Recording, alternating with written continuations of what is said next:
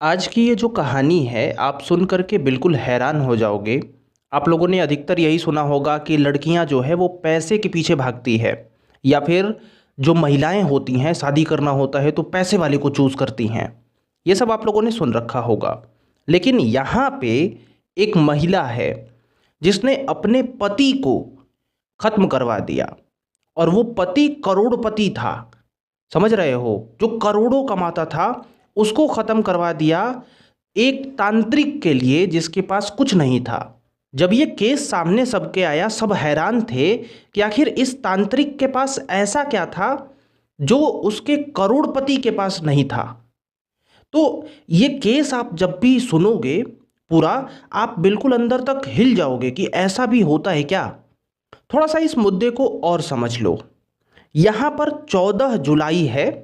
14 जुलाई की रात को करीबन 1 बज रहा था और उसी वक्त घर के बेडरूम में दो लोग आते हैं और पति जो करोड़पति है इसको ख़त्म कर देते हैं।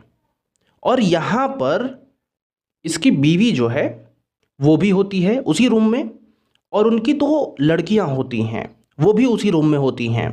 और समझो कि उसी रूम में दो आदमी घुस करके उसके पति को ख़त्म कर दिए। अब ये सब होने के बाद जाहिर सी बात है पुलिस आती है। पुलिस आने के बाद जब पुलिस महिला से पूछती है कि जब ये सब हो रहा था तो तुमने देखा, तो क्या कहती है पत्नी, आपको पता है? पत्नी तनु कहती है कि 8:30 बजे मैं खा के जल्दी सो गई थी, इसीलिए मेरे को नींद आ गई थी। जब ये सब कांड हमारे बेडरूम में हो रहा था तो मैंने नहीं देखा। ये स्टेटमेंट होता है और पुलिस ये स्टेटमेंट सुन करके बड़ा चौंक जाती है कि इसी रूम में सब कुछ हुआ और इसको पता क्यों नहीं है। मतलब कैसी नींद है कि ये जाग ही नहीं पाई। उस रूम में दो बेटियां भी थी। तो बड़ी वाली बेटी को पुलिस साइड में लेके जाती है और वो पूछती है कि तुमने कुछ देखा?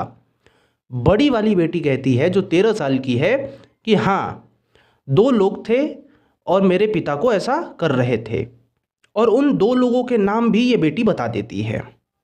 अमोद और मोहित बताती है कि जब पिता चिल्ला रहे थे तो इसकी नींद टूट गई और इसने ये सब देख लिया। अब पुलिस बड़ा यहाँ पे चौंक गई कि मतलब वो छोटी सी बच्ची है 13 साल की, उसने देख लिया। पत्नी बोल रही है कि मैं सो गई थी, देखी ही नहीं। ये बड़ा कॉन्ट्राडिक्शन वाला था और यहीं पे सबसे पहले शक हो जाता है पुलिस को पत्नी तनु पर। लेकिन अभी कुछ नहीं कर सकती थी पुलिस, क्योंकि तनु यहाँ पे नाटक करती है और बहुत ज़्यादा रोने लगती है। खैर, पुलिस सोचती है कि तनु को तो हम लोग बाद में देखते हैं।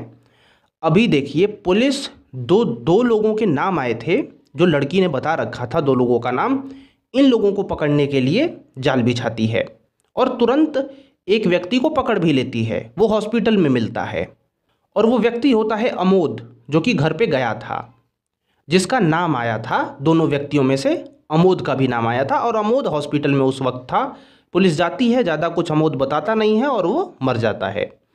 क्योंकि जिस वक्त ये लोग आकर के हमला कर रहे थे करोड़पति पे, उसी वक्त क्योंकि ये लोग बहुत ज़्यादा ड्रिंक किए हुए थे, तो ऐसे मारते वक्त ना अपने हाथ पे भी मार लिया था और अमोद का नस खुद ही कट गया था और ब्लीडिंग के वजह से अमोद बच नहीं सका था। और अब सिर्फ और सिर्फ मोहित बचता है और मोहित को भी पुलिस जल्दी ही पकड़ लेती है। मोहित को जब पकड़ती है पुलिस और कड़ाकी से पूछताछ होती है, मोहित जो खोलता है ना, इससे पुलिस हैरान हो जाती है। मोहित कहता है कि इसमें जो भी हम लोगों ने किया ना, इसमें तनु भी शामिल है, यानी उसकी पत्नी भी शामिल है। अब पुलिस ये सुनकर के बड़ा हैरान हो जाती है कि ऐसा कैसे हो सकता है। लेकिन पत्नी पे तो शक पहले से ही पुलिस को था और इसीलिए तुरंत तत्काल प्रभाव से तनु को भी पुलिस गिरफ्तार कर लेती है। और अब तनु अच्छे खासे घिर चुकी थी, क्योंकि पहले भी वो बोल रही है कि मेरे को नींद आ गई थी, मैंने नहीं देखा। दूसरी बात, अब क्योंकि एक हमलावर भी बता चुका है कि तनु भी इसमें सम्मिलित है, अब तनु चारों ओर से घिर गई। और फिर जब तनु अपना राज खोलती है, ये पुलिस देख करके चौंक जाती है और ये आपको भी देखना चाहिए और आप भी ऐसा ही बिहेव करोगे कि क्या ही थी या फिर क्या ही है तनु। देखिए, तनु की शादी जो होती है वो पीतल के बड़े कारोबारी, करोड़पति कारोबारी से होती है और इन दोनों की लाइफ बिल्कुल मस्त थी। दो बेटियां भी जन्म लेती हैं इन लोगों से, तनु और तनु के करोड़पति पति से। दो बेटियां जन्म लेने के बाद भी तनु खुश नहीं होती, क्योंकि तनु को चाहिए होता है लड़का, कि कोई लड़का आए। और इसी के चक्कर में तनु अब मंदिर में भी जाने लगती है मान्यता मांगने, तांत्रिकों के पास जाने लगती है, बाबाओं के पास जाने लगती है। जो भी लोग बोलते हैं कि यहाँ पे जाओ, वहाँ पे जाने से ऐसा हो जाता है, चमत्कार वगैरह, तो वहाँ पे तनु चली जाती है। और इसी वक्त ये एक तांत्रिक से टकराती है जिसका नाम होता है कन्हैया। अब कन्हैया से टकराने के बाद कन्हैया इसको विश्वास दिलाता है कि जैसा जैसा मैं बोलूँगा ना, अगर करोगी तुम तो ज़रूर लड़का ही होगा। और ये सुन करके तनु खुश हो जाती है, और जैसा जैसा वो बोलता है वैसा वैसा ये करती है। लेकिन धीरे धीरे वैसा वैसा करते करते इन लोगों में आपस में ही अट्रैक्शन हो जाता है, और ये लोग संबंध में आ जाते हैं। एक ऐसा संबंध जो कि बहुत ज़्यादा जुड़ जाता है, हैरान करने वाला। खैर, अब इन लोगों में संबंध हो गया। अब धीरे धीरे ना तनु और तांत्रिक जो है कन्हैया, ये लोग घूमने भी लगते हैं। और तनु एक षड्यंत्र खेलती है, क्योंकि इन लोगों में तो अवैध संबंध बनने लगे। यहाँ पे क्या करती है तनु कि अब उसको मुंह बोला भाई दिखाने लगती है। ठीक है, जो तांत्रिक है उसको मुंह बोला भाई कहने लगती है, और अपने बच्चों से, बच्ची जो दो थी उनसे मामा बुलवाने लगती है, ताकि इन शॉर्ट अगर तांत्रिक घर पे पहुँचे तो ये मुंह बोला भाई हो जाए, तो किसी को शक भी नहीं होगा, और इन लोगों का काम आराम से अवैध वाला चलता रहेगा। अब यहाँ पे सब कुछ क्लियर ही था, लेकिन क्या था कि कई बार तनु जाती है और अभी रील्स भी बनाती है, ठीक है ना। और वही एक रील इंटरनेट पे वायरल हो जाता है, जो तनु के पति करोड़पति को मिल जाती है। वो रील्स देख के बहुत अलग सा उसका बिहेव होता है, और वो मना कर देता है कि अब तुम इससे नहीं मिलोगी, अब तुम उसके पास नहीं जाओगी, क्योंकि उसको पहले से भी भनक था कि वो किसी के पास जा रही है, पर इतना ज़्यादा नहीं था। वो जानता था कि मुँह बोला भाई, लेकिन उसे रील्स देख के अच्छा नहीं लगता, और इसी वजह से वो रोकने लगता है। इस वक्त क्या था सीन कि जो तांत्रिक था ना, पहले जब मिली थी तनु तो वो दूर रहता था, पर अभी अभी के वक्त में जिधर तनु रहती थी उस सोसाइटी से दूसरे सोसाइटी में इसने किराए पर फ्लैट ले लिया था, और दो चेलों के साथ वहाँ पे रहता था, यानी पास आ गया था, ताकि जब चाहे वो मिल सके, और यहीं पर अपना कथा वथा करता रहता था। तनु भी वहाँ पे जाती थी, लेकिन अब रील्स की वजह से पति रोक देता है। इसी वजह से इन लोगों में, तांत्रिक में और उसमें थोड़ी सी दूरी होती है, और तांत्रिक पूछता है कि अभी क्यों नहीं आ रहे, तो वो कहती है कि भाई देखो, हम तभी आ सकते हैं जब या तो तुम अपने पास मेरे को परमानेंट बुला लो, या तो फिर मेरे जो हस्बैंड हैं जो कि ऐसे करोड़पति हैं उन्हें ख़त्म कर दो। अब यहाँ पे तांत्रिक उसे समझाता है कि देखो, तुम मेरे पास आ जाओगे, इसमें ज़्यादा फ़ायदा है नहीं, अगर हम लोग उसे ख़त्म कर देंगे तो उसकी प्रॉपर्टी है वो हमारे पास हो जाएगी, और हम लोग ऐश करेंगे।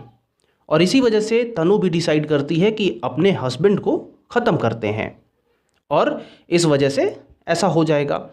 तो तनु एक दिन जाती है तांत्रिक के रूम पे, वहाँ पर उसके दो चेले होते हैं और तनु होती है। ये लोग मिलके अपना षड्यंत्र रचते हैं। षड्यंत्र के अनुसार तनु ने ही षड्यंत्र रचा था कि मैं अभी जा रही हूँ, आज शनिवार का दिन है, आज 14 जुलाई है, आज मैं जाऊँगी, जो हस्बैंड है उसके खाने में कैप्सूल नींद की दवाई दे दूँगी, उसके बाद गेट भी खुला रहेगा और तुम लोग आना और उसे ख़त्म कर देना।